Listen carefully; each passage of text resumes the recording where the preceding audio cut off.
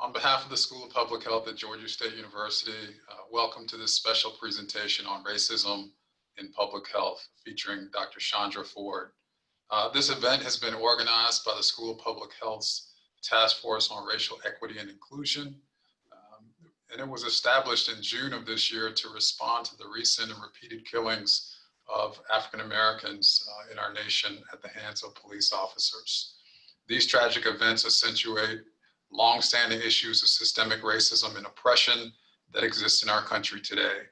As public health researchers and professionals, we know that racism is a public health issue, that health inequities result from racism and discrimination, past and present, and the structural and cultural norms that allow them to persist.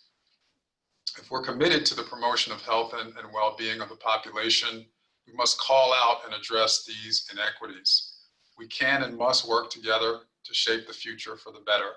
We're honored today to have Dr. Chandra Ford as our special guest to help us understand how critical race theory can be applied to the field of public health and how we can implement research and practices that promote racial equity and social justice. At this time, I want to turn things over to Dr. Collins Arian-Bua, Chair of the School of Public Health's Task Force on Racial Equity and Inclusion and Professor in the Department of Health Policy and Behavioral Sciences. Good afternoon. Thank you, Dean Lane, and welcome everyone. Good afternoon, good morning, wherever you may be joining us from. I'd like to welcome you to the kickoff event of what we plan to be a series of training opportunity for faculty and staff in the School of Public Health. Before I introduce Dr. Ford, I wanted to just point out a couple of logistics. The questions will be taken, Dr. Ford will respond to questions at the end of her presentation. If you have any question during her presentation, please use the Q&A option or send your question to publichealth@gsu.edu. Again, use the Q&A option or send your question to publichealth@gsu.edu. Following Dr. Ford's presentation, Dr. Seth Brown and Ramsey White will co-moderate the Q&A session. And then we'll end with just a brief closing remark from Dean Lane. And now it is my distinct pleasure to introduce our keynote speaker, Dr. Chandra Ford. Dr. Ford is a professor of community health sciences and founding director of the Center for the Study of Racism, Social Justice, and Health in the Fielding School of Public Health at UCLA. Her research falls mostly into two broad areas: empirical research examining the relationship between specific forms of racism and disparities in HIV testing, care, and prognosis. And the second area, conceptual and methodological work to improve the tools available for studying racism as a public health issue. She also examines health disparities and intimate partner violence among LGBTQ populations. Her work has been published in several leading journals, including the American Journal of Public Health, Annals of Epidemiology, Journal AIDS, Social Science and Medicine, and the Boston University Law Review, among others. Dr. Ford has been recognized for her work in several notable honors and teaching awards. She received the 2019 Paul Connolly Award from the Health Activist Group as part of APHA. In 2016, she served on the National Academy of Medicine Committee on Community-Based Solutions to Promote Health Equity as part of the National Academies of Sciences, Engineering, and Medicine. She co-chairs the Committee on Science of the American Public Health Association's newly formed Anti-Racism Collaborative. She previously served as president of the Society for the Analysis of African American Health Issues. In addition to her academic role, she has been involved in the Black Radical Congress and has partnered with Black Coalition Fighting Back Serial Murders. Dr. Ford has been on the forefront of tackling structural racism in public health, culminating in leading the development 10 years ago of the public health critical race praxis, which helps to ground critical race theory in health equity and public health practice. It is for her pioneering scholarship in anti-racism and health equity that she was invited by the American Public Health Association to serve as the lead editor of the seminal book entitled Racism, Science and Tools for the Public Health Professional. And this was published and launched last year, November. Dr. Ford earned her doctorate in health behavior from the Gilbert School of Public Health at UNC Chapel Hill. She's a Gilbert School of Global Public Health at UNC Chapel Hill. She completed a postdoctoral fellowship in social medicine, also at Chapel Hill, and a second postdoc in epidemiology at Columbia University Mailman School of Public Health, where she was a Kellogg Health Scholar sponsored by the W.K. Kellogg Foundation. Ladies and gentlemen, if you give a warm Panther welcome to Dr. Chandra Ford. Good afternoon. Thank you so very much for having me. I have just been impressed with Georgia State University, and I have been enjoying the interactions I've been having so far with you all. And I look forward to continuing this conversation later today and hopefully over the long term. I want to thank in particular Dean Lynn for your leadership, Drs. Self Brown and Ramsey White, as well as Lamar Muhammad, and especially Dr. Collins Mbua, who is a longtime collaborator and mentor.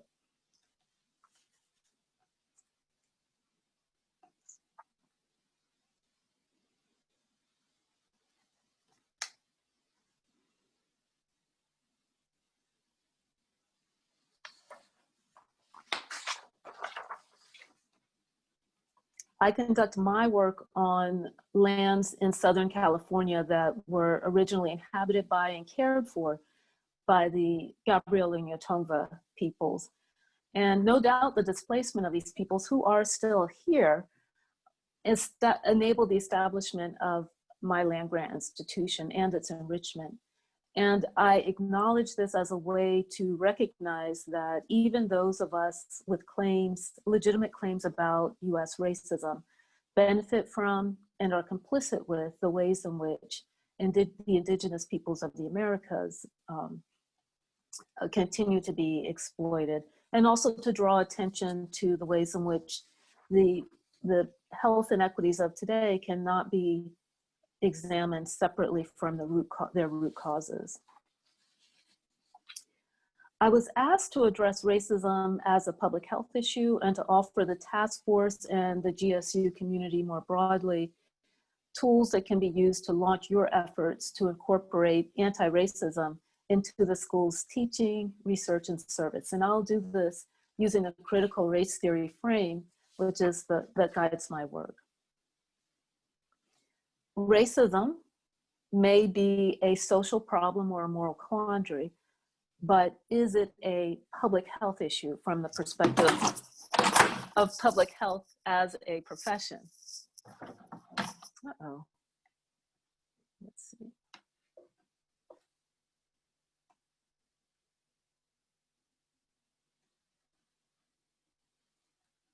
There we go. Is racism a public health issue as public health is a profession? And I'd like to, before answering this question, I'd like to read from the book very briefly something that the late Bill Jenkins offered about this. So this is from his preface. There are two prefaces, and this is from the preface that he contributed to the book, which he titled The Long Trajectory. Race is a figment of the imagination. Racism, on the other hand, is real. The problem in America is not that people look different from each other. The problem is that people are treated differently because of how they look. Racism is a pervasive force that produces differences in health and socioeconomic status, yet historically, the field of public health has focused on race rather than on addressing racism. This has helped to reify the notion of race and obscure the underlying role of racism in producing the patterns of health inequities that persist in our society. So I'd like to emphasize 3 ways that racism might be considered a public health issue. First, any issue that affects the distribution and determinants of disease in populations is by definition a public health issue. And racism does just that, systematically contributing to racial ethnic patterns in those distributions and determinants. Secondly, any issue that affects the populations that the field of public health serves is a public health issue. Public health efforts are largely concerned with populations who are underserved and living on the margins of society. This includes high proportions of racial and ethnic minorities. To promote health and prevent disease in these populations requires understanding their lived experiences, and racism is a part of their lived experiences. Third, it's important to acknowledge that, like medicine, public health has a long, fraught history with racism that continues to contribute to mistrust of the public health sector and healthcare sector today.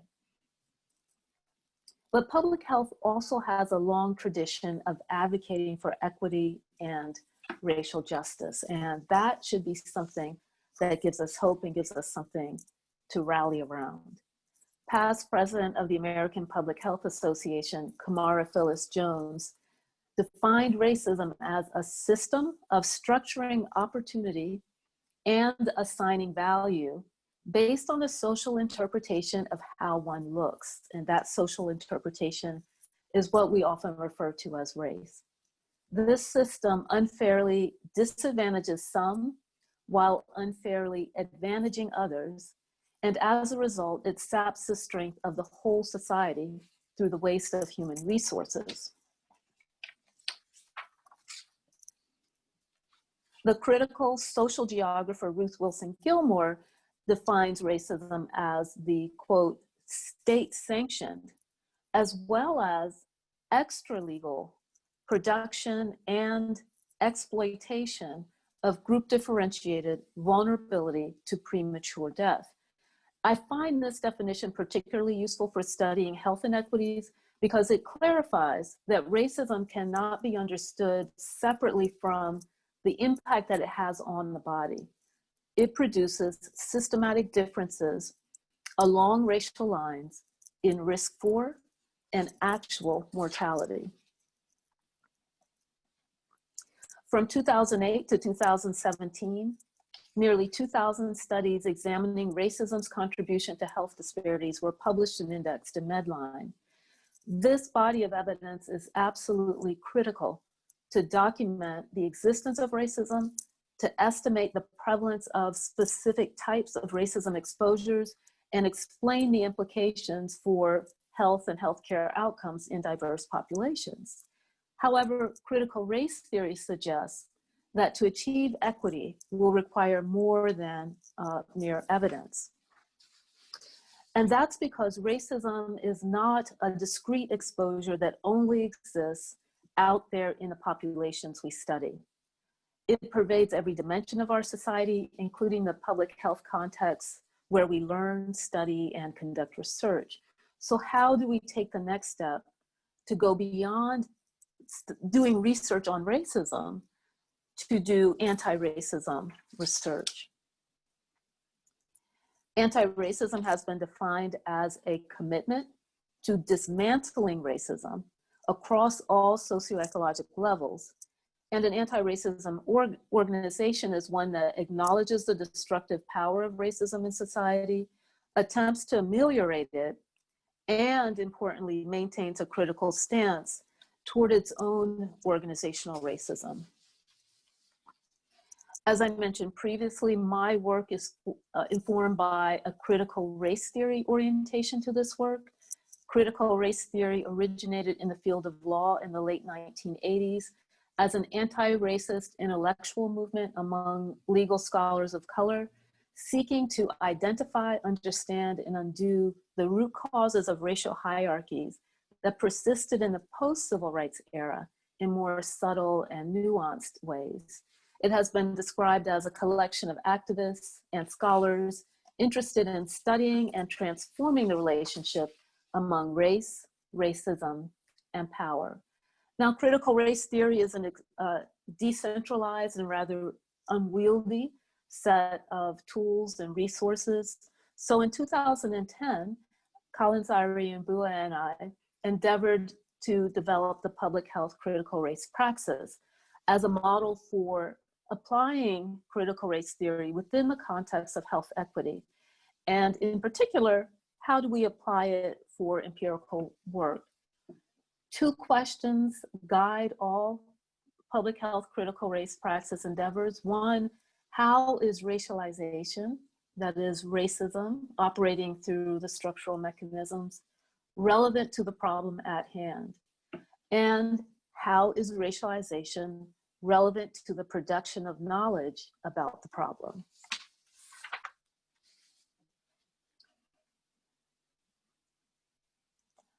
This praxis has three components, and I won't elaborate on it at length today. I merely want to show that there are some resources for those who are interested in learning how to apply it empirically. But it involves a racism conscious orientation, that is approaching research with one's eye open to the ways in which racism is operating in the moment of that research, like in the time period of interest to that research. Drawing on a lexicon that is borrowed from critical race theory largely, to be able to communicate effectively about the items in to communicate effectively from a racism conscious perspective about the aspects of the work that are critical. This lexicon also serves as the building blocks for carrying out research in the four-stage semi-structured self-critical research approach.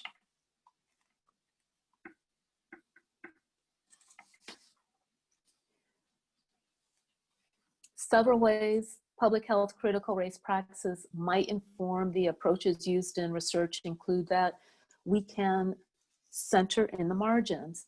That means to establish the discourse or the framework from which a discussion or work will be carried out based on the perspectives not of the mainstream, but on the perspective of those outside of the mainstream.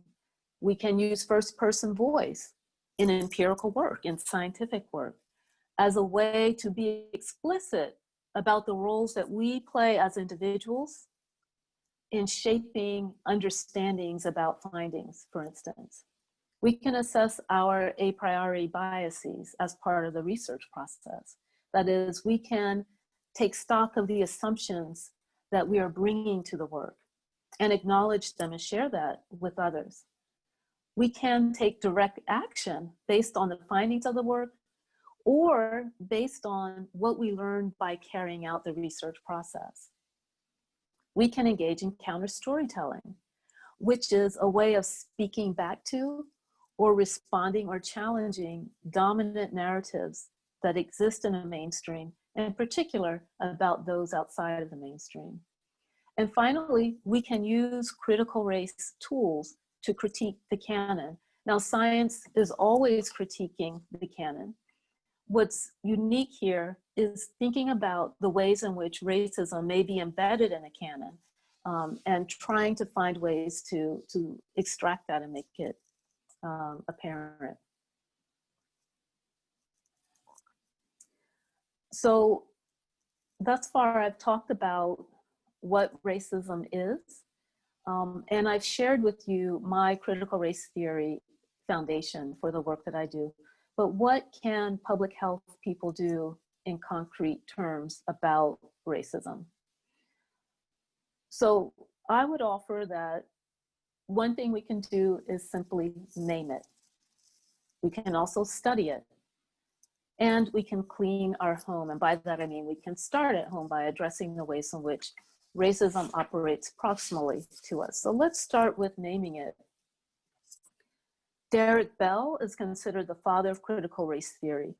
And he asserted that to address the ways in which racism operates in the post-civil rights era, which is more aversive and colorblind and subtle, difficult to perceive ways, we must take a hard-eyed view of racism as it is.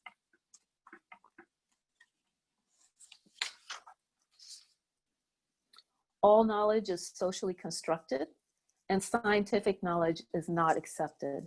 So we must study not only the health outcomes of interest to us, but also our processes and institutions, because data never speak for themselves. It's the questions we pose, as well as those we fail to ask, as well as our theories, concepts, and ideas that bring a narrative and meaning to marginal distributions, correlations, regression coefficients, and statistics of all kinds, says Larry Bobo, the sociologist.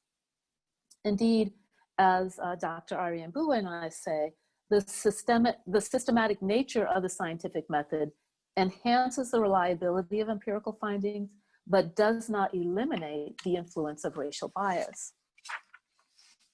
One consideration for studying racism from a critical race theory perspective is to treat race not as a biological risk factor, but as a social construct.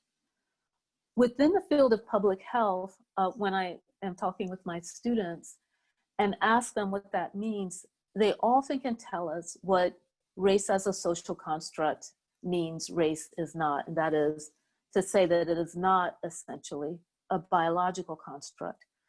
But what's missing from that is the affirmative connotation of race as a social construct, which is that race is a vast group of people who are loosely bound together by historically contingent, socially significant elements of their morphology and/or ancestry.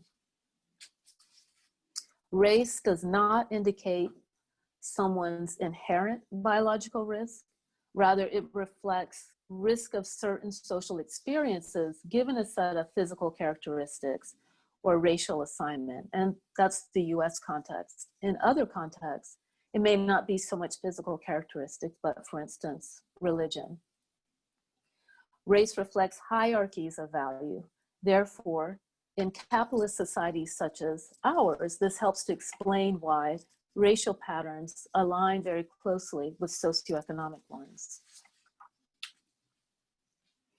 Indeed, race, quote, becomes in social fact what it is supposed to be in naturalist theory, and that is a differentiating trait that orders us in hierarchical terms as members of inferior or superior races, unquote. Now, few would use the language of inferior or superior races today. Nevertheless, the ways in which we use race actually reflect that orientation. In the interest of time, I will only mention here that ethnicity is a social construct too, and that strategies exist for trying to capture its social constructedness.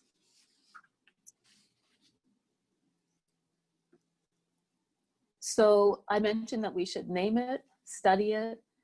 We can address it by being self-critical. I mentioned thinking about the assumptions that we bring to the work that we do.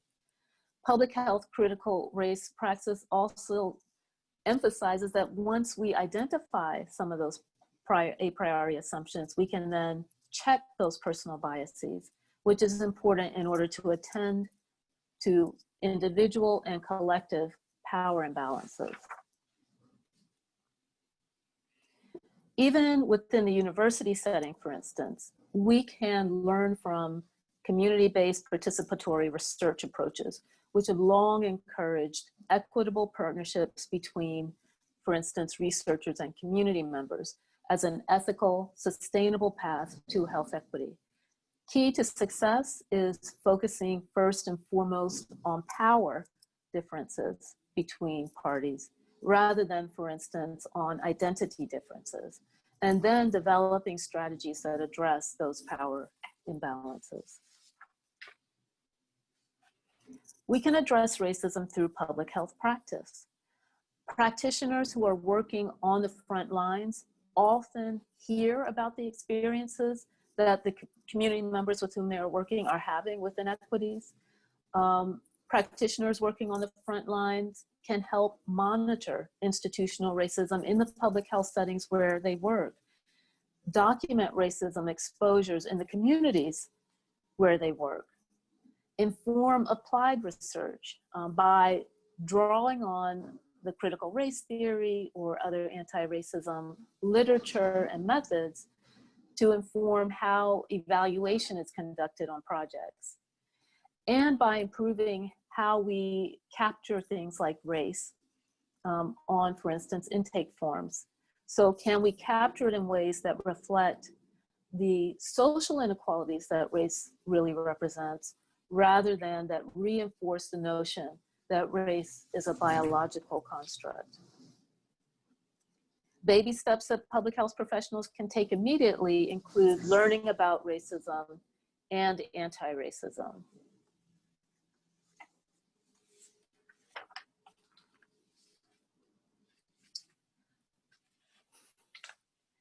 Having studied with Dr. Colin Thariambua, I would say that it is impossible to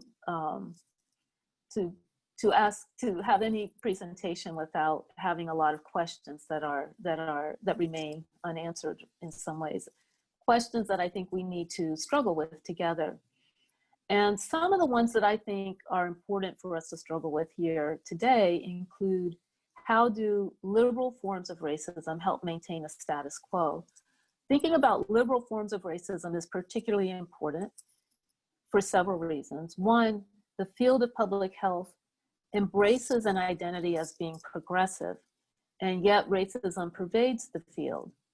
And so how do we understand and address the ways in which racism operates in liberal contexts, the context of the field, the context of university settings, the context of regions?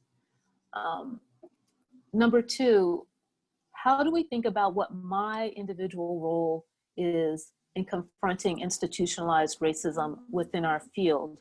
For instance, as a researcher or a faculty person, as a researcher, is it my responsibility to be actively involved in what might be perceived as an advocacy role in addressing institutionalized racism?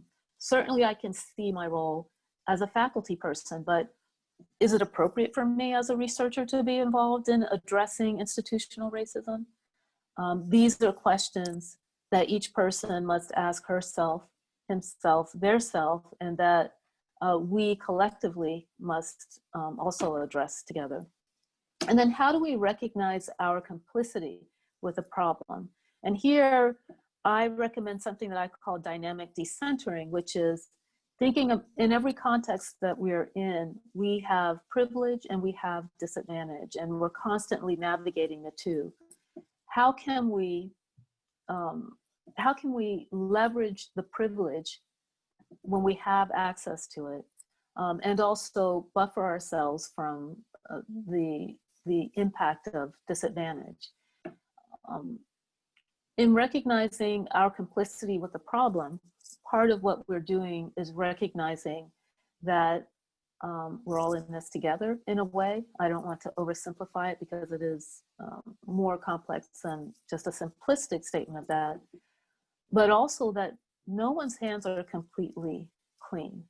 And so it's not about pointing fingers, but about finding ways to navigate through really a morass that's holding all of us back and our society.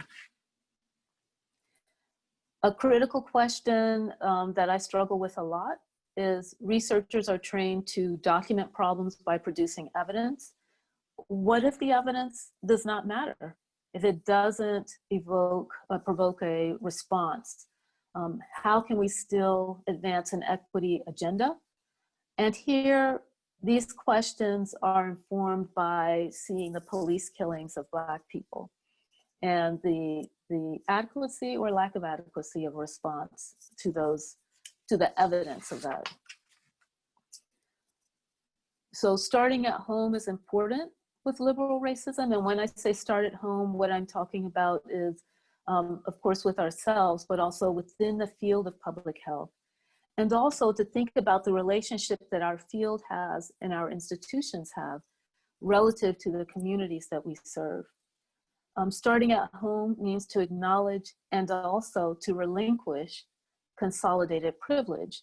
So often we think about the ways in which racism operates by thinking about the implications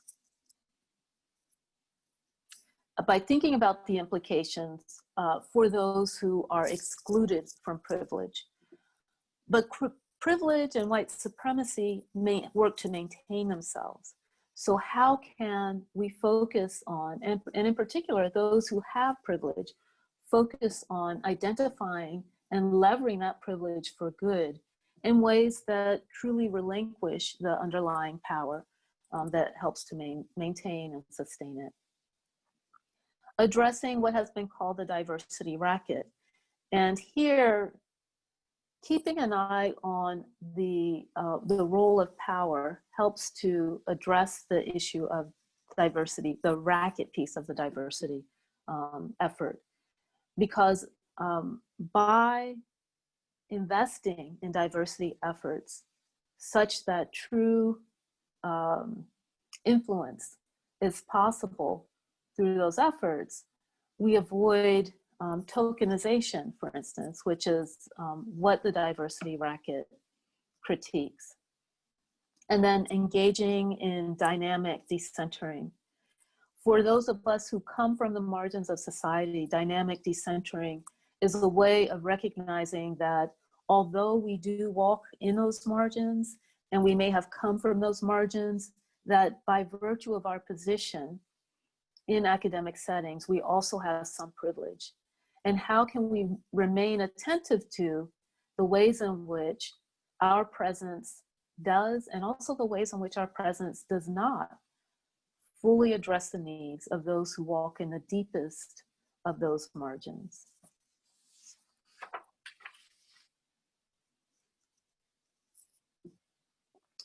It's difficult to do this work. Many of you may have been doing this work for a long time, even if it was not named anti-racism work per se at the time. And so I think it's helpful. I offer, as a way to be helpful, just some cautions and basically Chandra's tips for thinking about how to do this work and survive. One is to be prepared for the isolation and battle fatigue, but to take that not as a reason to step aside or to step down, but rather to adhere to the principles that that uphold you, that guide the work, and to avoid the temptation for the easy road. I think that a lot of what we see today is the fruit of people choosing the hard road, and we're benefiting from that, even though the soar is very ugly and painful. I believe we're at a place that's allowing us to move forward for some healing. For faculty members who are in a pre-tenure state, it's important to think about how to teach in a liberatory way within hostile settings. How do you teach anti-racism if the institution where you're at does not recognize anti-racism as a part of the conventions of the field, or it sees it as, it doesn't value it in ways that would support one's advancement? How do we prepare individually, both as people who might be affected by, but also as people who might do microaggressions that lead folks to feel, wait, did that really just happen? Did they really just say or do that? And then for diverse students, how to achieve balance in, for faculty in particular, working with diverse students, achieving balance in modeling, mentoring, maintaining high standards, and at the same time, enforcing boundaries. I believe that the chapter of Racism, Science, and Tools, authored by Dr. Ariane Bua and Juliet Uwellamore, illustrates how complicated, how complex and important and sophisticated and approaches needed to be able to help faculty of color thrive while also supporting students of color who are interested in doing great public health and health equity work. And I guess I would say not only students of color, but students who are in preparation to be good champions for health equity in the field of public health. Less common are the egregious forms of racism in terms of their impact on people's day-to-day life. The overt forms of racism, they're there and they matter, but the evidence from the literatures on racism and health is very clear. It's more the microaggressions, the day-to-day chronic exposure to the slights that degrades health over the long term.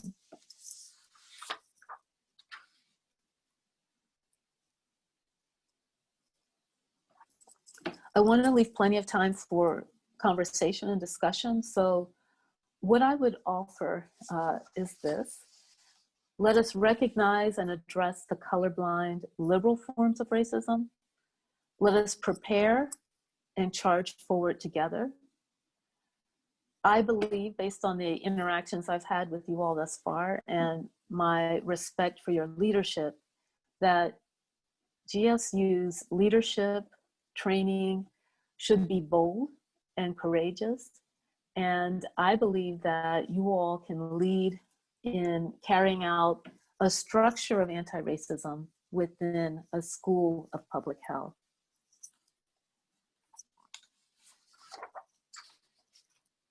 This is my co-editors and I with the book. I just wanted to be sure to make that available and to thank the many contributors. And with that, I will say thank you.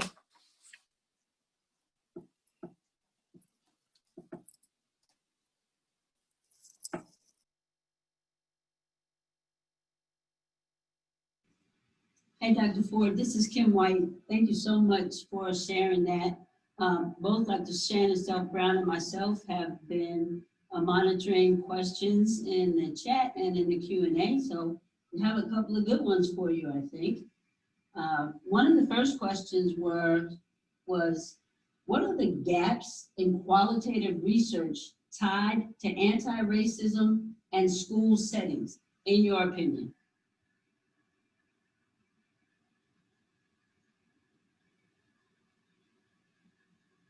You're on mute, Dr. Ford. Thank you for the question. What are the gaps in anti-racism in school settings? In qualitative research. Oh, in qualitative.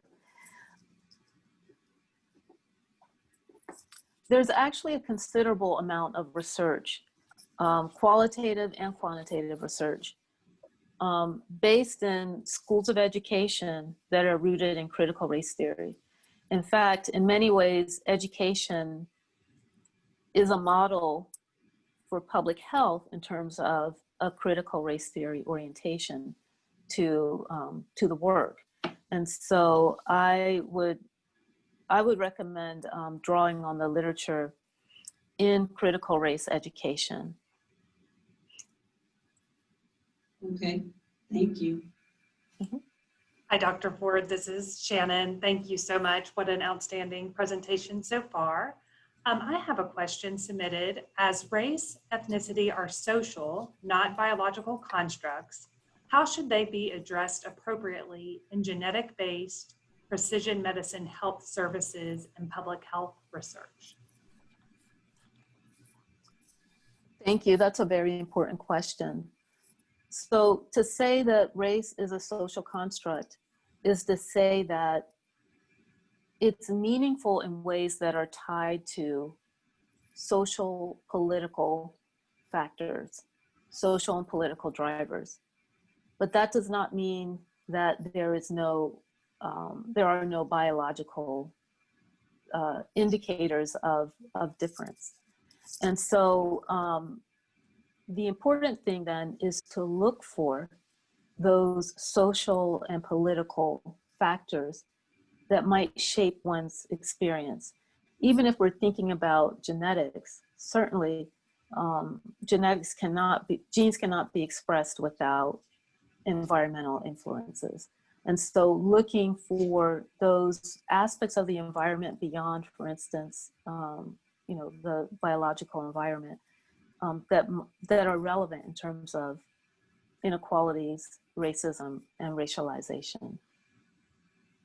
One other thing I would add is that response that I just provided is in the context of actually carrying out the work, but it's also to think more upstream. It's also helpful to think more upstream about the kinds of questions that are being asked and that, for instance, the NIH and other funders are using as a basis for funding, for establishing, for requesting proposals. So shaping the ways in which we approach thinking about these questions is also another way that the social construction of race is relevant to work on genetics. All right, Dr. Ford, I got a long one for you now. Okay.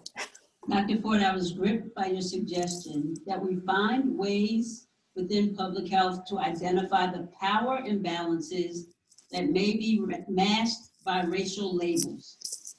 I wonder if you could comment on metrics we might use in place of conventional race labels in this regard, and how in doing so, we don't mask the very real ways that society still does judge people on the basis of race morphology alone.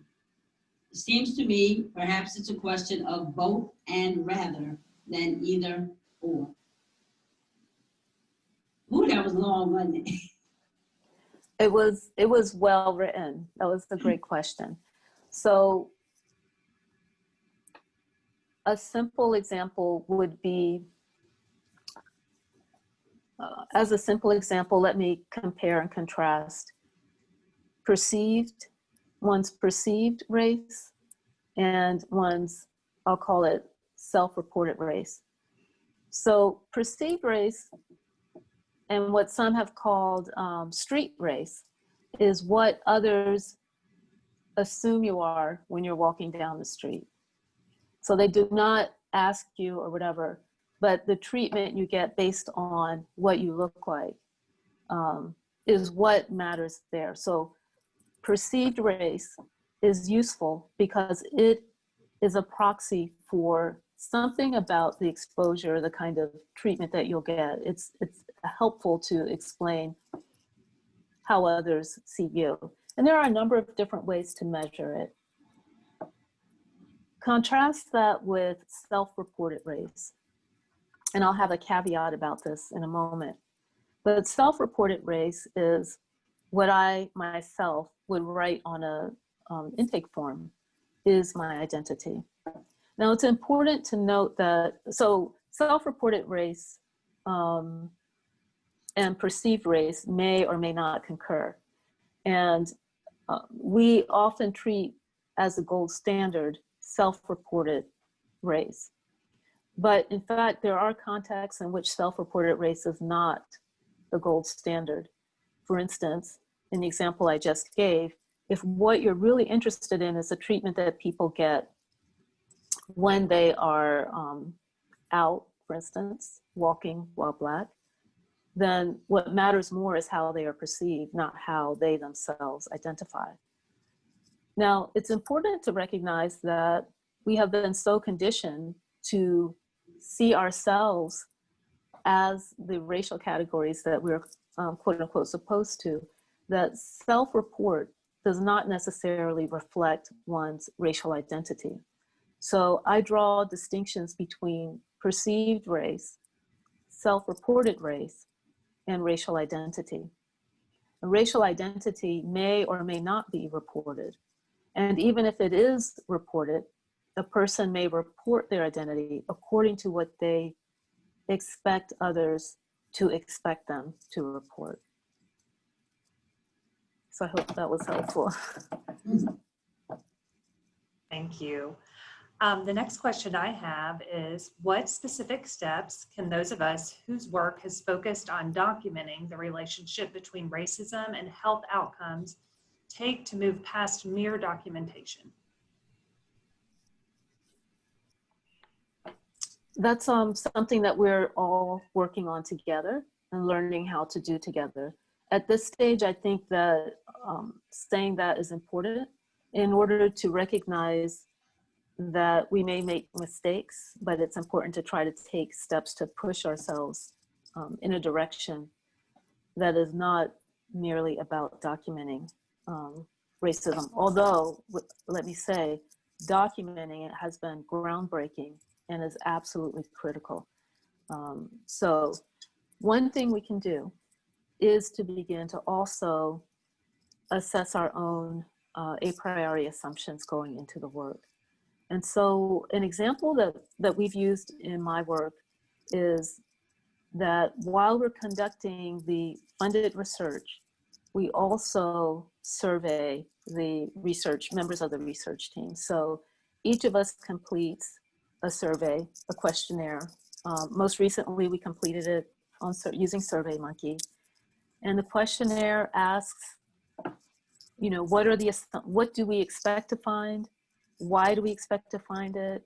What was our motivation for getting involved with this project? How committed are we?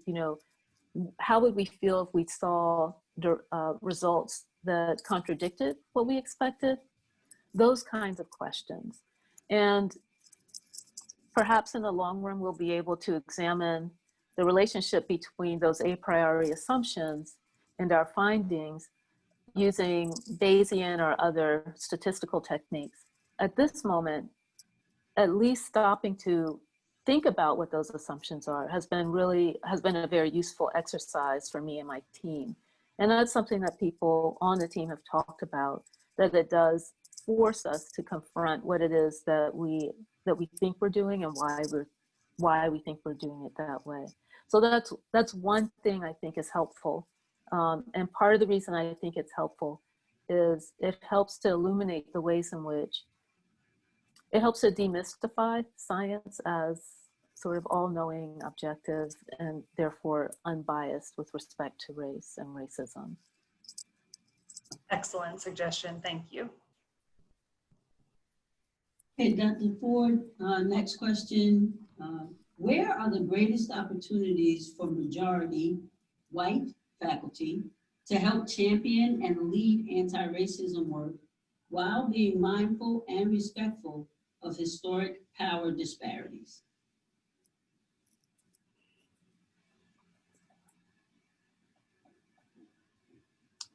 Thank you for that question. I do want to flag that we do have a chapter dedicated to the role of allies in anti-racism work.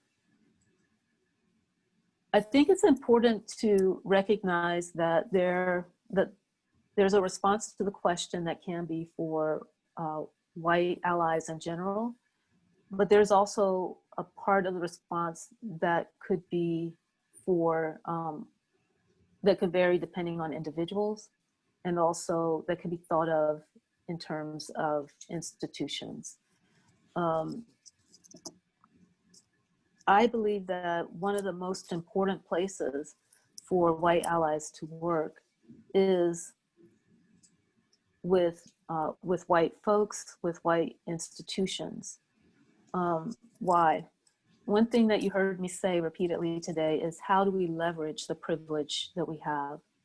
And so one strategy that sometimes is used by white folks who see themselves as allies is to deny the privilege that they have in order to walk alongside those who are truly marginalized. I would highly recommend not doing that. It does not take advantage, it does not advance the cause of equity. An alternative would be to use that power in ways that actually open up doors, that recognize that white privilege is real. And part of what it offers is an opportunity to have audience, to speak, to be in certain places, to have certain audiences. And those are opportunities for influence. There are ways in which other white folks will be receptive to anti-racism messages coming from white folks, but not from others. Or perhaps it's about how to communicate those messages. So I believe that one of the most important places to start is within white communities and institutions where white supremacy persists and where there's a lot of work to be done there.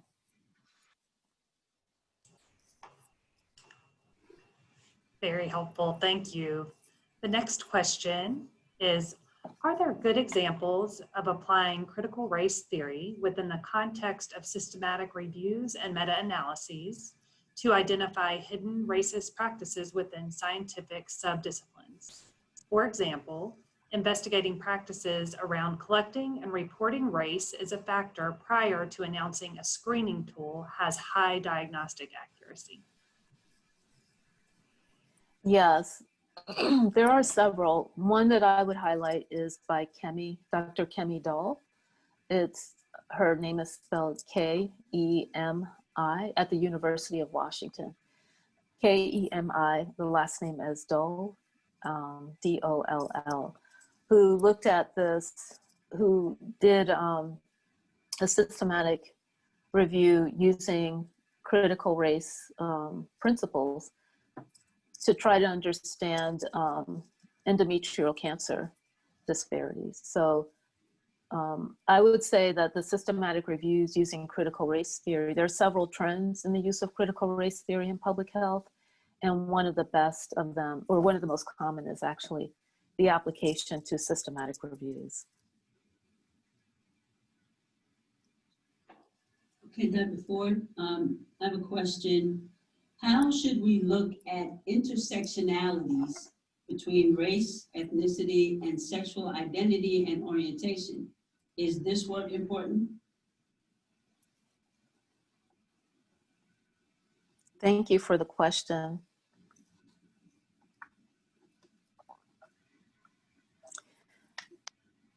It's impossible to talk about or to think about racism comprehensively without thinking about its relationship to other forms of social oppression. One way that people often talk about intersectionality is as a collective of identities or a collective of social category labels. And that's actually not an accurate framing of intersectionality. Intersectionality, the concept of intersectionality, tells us that racism interlocks other forms of social oppression. And as the definition of racism that Ruth Wilson Gilmore offered, it produces social strata as a result of that. And those social strata are the different categories of people. And so I'm somewhat oversimplifying it, but the point I'm making is, it is the interlocking relationship between forms of oppression that causes people to have multiple interlocking identities, not the other way around. So I think intersectional work is absolutely critical. It's really foundational in a lot of my own work, thinking about, for instance, when we apply health disparities orientations to our work, who are the groups that we miss? In my work around intimate partner violence among LGBT populations, that really stands out because the intersections of the ways in which we think about intimate partner violence really premised upon an understanding of a heterosexual couple, cisgendered man, male and female, and even thinking about what counts as intimate partner violence even within those kinds of relationships, often miss the ways in which same-sex and same-gendered violence show up. So for folks who are not familiar with intersectionality, I highly recommend the work of, within public health, Lisa Boleg, Her work has been, I think, probably the best work in public health well, there are actually, as I'm saying that, I'm realizing there are a number of people I absolutely love. So I would start with Lisa Bolle. It's accessible. Patricia Hill Collins in the critical race theory realm. And I would say another consideration for the work on intersectionality is, how do we measure various constructs using an intersectional frame? And we have not yet figured out ideal ways to do this. But in recent years, I did see a paper by David Williams and several other colleagues that was attempting to apply an intersectional approach to understand population patterns quantitatively. Thank you. I just want to let the audience and the attendees know that Dr. Ford has been very gracious and is willing to extend the question and answer portion to 2:15. So we thank you so much for that. We have so many rich questions coming in. We appreciate the additional time, Dr. Ford. So the next question is, what is your advice for junior researchers who are dedicated to anti-racist community engaged research, but who face barriers to these kinds of transformative work, for instance, pressure to publish quickly and pressure to get grants? I would preface my response by saying that I can share with you what I did, but I would hesitate to offer conclusive guidance as if this because it worked, I think, for me, that it will work for others. But several things I would say are really useful include having allies and support, especially strong mentors outside of the unit that you work in, both at the institution and outside the institution. Connecting to peers who can help to support you, who get what you're doing. I think it's also very important to be involved with and connected with people with whom you can get along interpersonally, but who do not have the kind of expertise that you do in this area. Because that's an audience that you will need to be able to communicate with to survive in the field over the long term. So having one or more colleagues that you can reach out to and interact with, maybe be in a writing group with, who is not in your area of expertise. Again, this work is hard work, and any kind of intellectual work is hard work. It's isolating and all of those things. So finding ways to preserve your own physical and mental well-being over the course of it, and honoring that process, whatever it is in terms of that process that you need that works for you. Part of that obviously is finding out what works for you and then honoring it. And then having some sort of strategy. I can share that for me, I actually did not expect to get tenure when I started as a faculty person. And so my strategy was to try to hurry up and get my critical race theory based work out, because I didn't know if I would get tenure or not. So there's a lot of pressure on junior faculty to do a lot of different things. I think it's very important to know that pressure coming from outside. It's important that you have some compass within you to help you know what it is that you want to do on that trajectory too. That you have something really driving how you're proceeding on that road.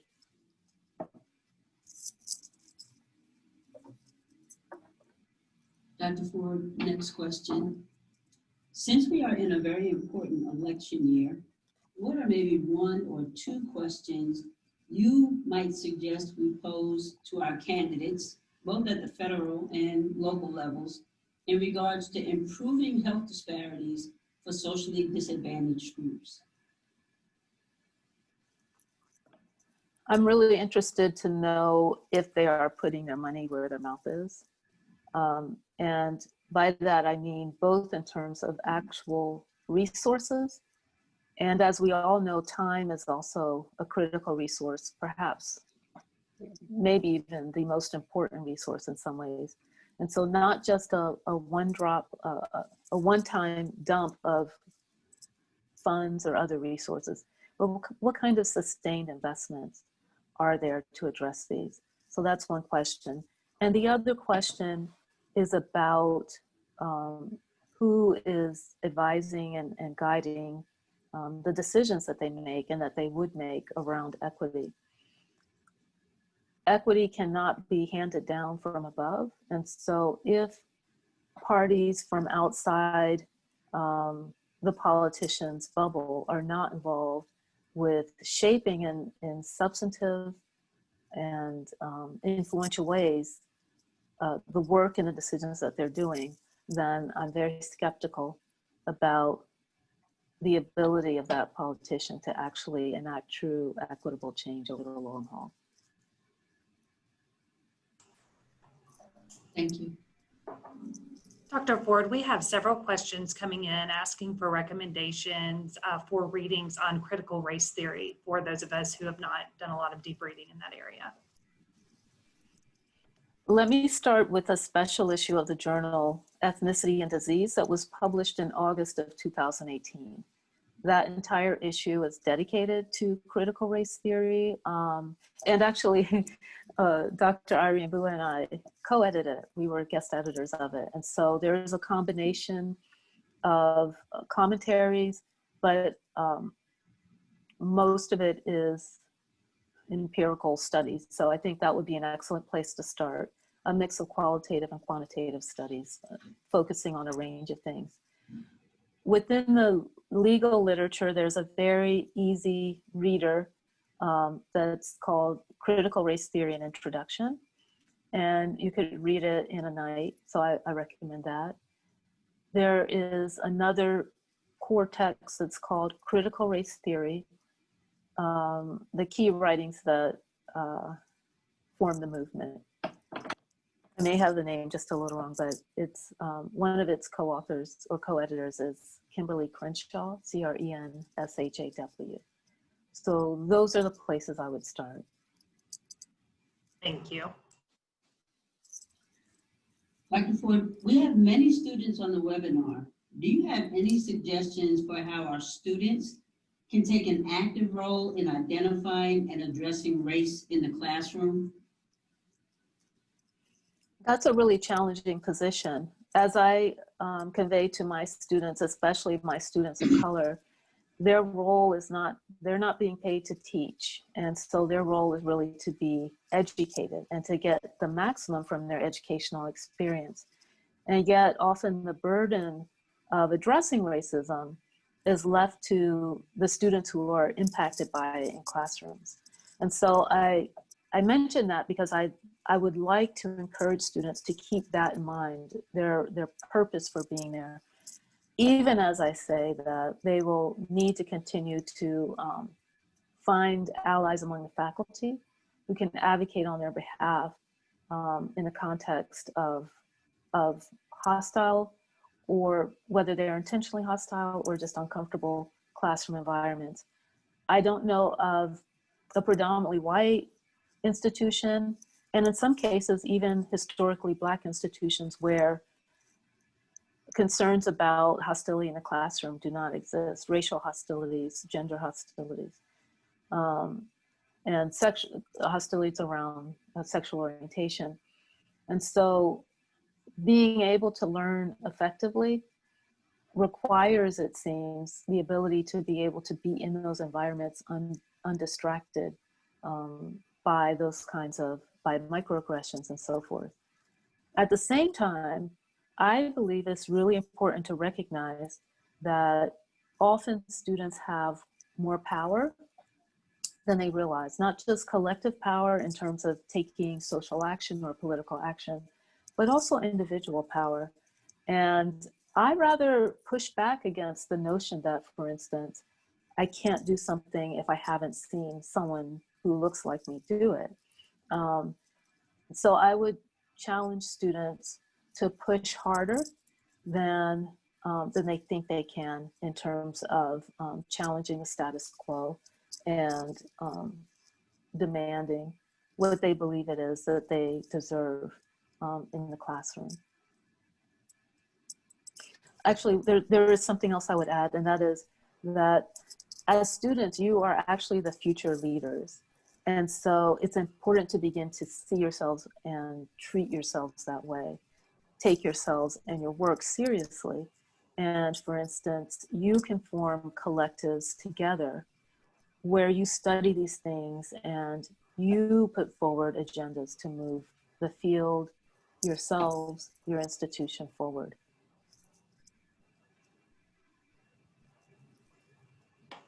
Great advice for the students there, Dr. Ford. Thank you so much. We have a question from an attendee asking about materials for health promotion programs. This one specifically is for a parenting program, and the attendee asks, what models and tools would you recommend that we consider as we examine our own biases and speech patterns before training our partners in the field in health promotion programming? And so essentially creating cultural competence in these programs and ensuring that we train in that way. There are a lot of tools out there. I would recommend a couple just came to mind separately. The W.K. Kellogg Foundation compiled some resources used by NACCHO, a National Association of City and County Health Organizations, I believe. So that's one I would start with. I would check the W.K. Kellogg Foundation's website. I would also check CCPH, which focuses on being a resource and advocate for community campus partnerships for health, those kinds of participatory research and practice organizations. So there are many, and those are two that I would recommend starting with. All right, Dr. Ford, I have a feeling this probably will be our one of our last questions.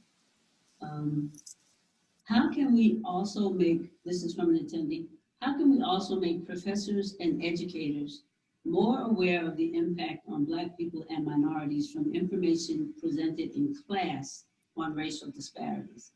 It can be overwhelming and disconcerting to be flooded with information of Black people as having the highest statistics in so many health outcomes. Not sure what exactly can be done, but not acknowledging doesn't feel right as a person or as a student. Yes, this is a big issue that has been given voice more and more in recent years. Part of the problem is that many of us who are professors have not been trained to address, well, first of all, many of us have not been taught to be good professors, and we've been taught to be good researchers, and then we teach. And then very few are trained to do the kind of racial consciousness raising that's necessary to even perceive that as an issue. And so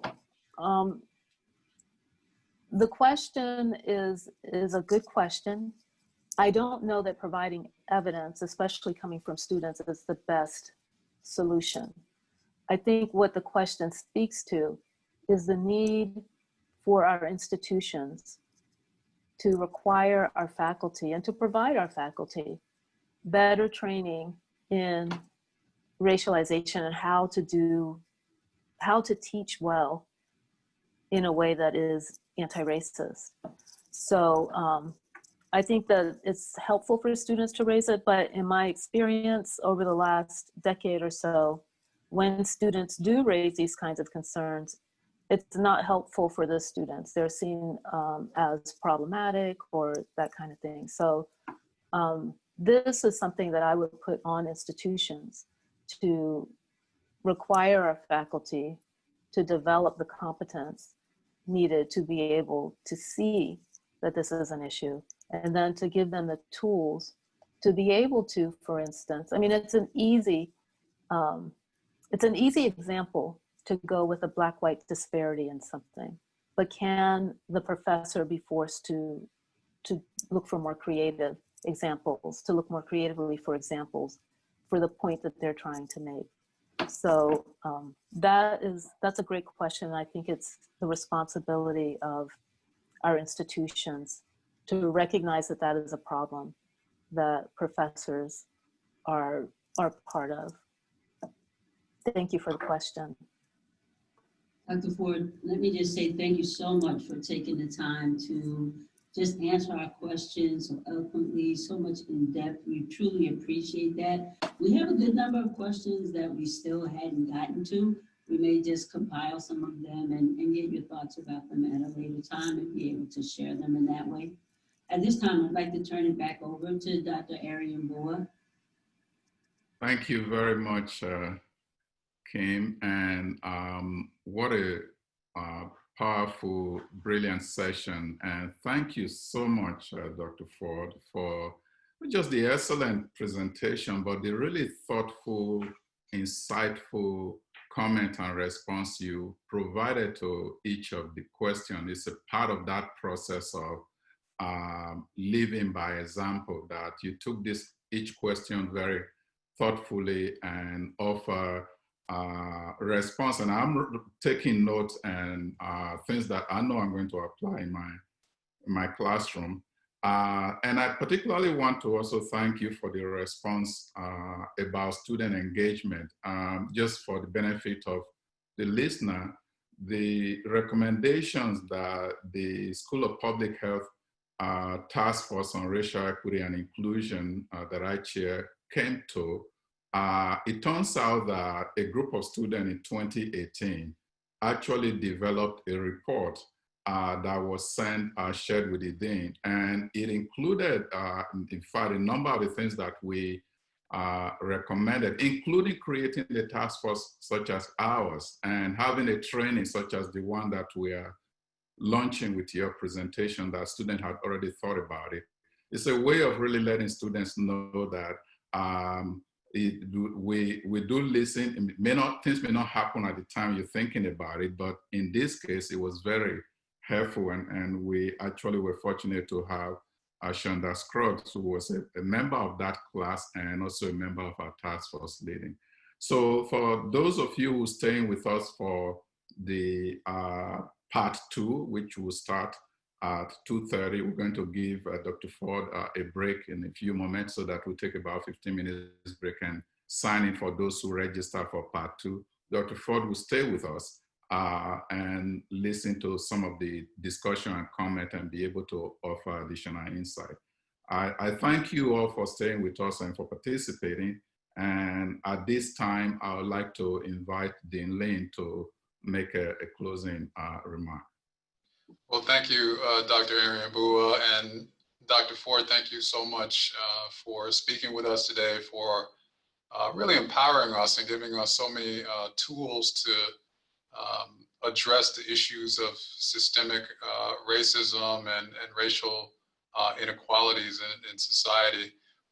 There's no question that for us here in the School of Public Health, we are committed to this issue and look forward to continuing the work together. We hope you will stay connected to us and be a resource for us in this work.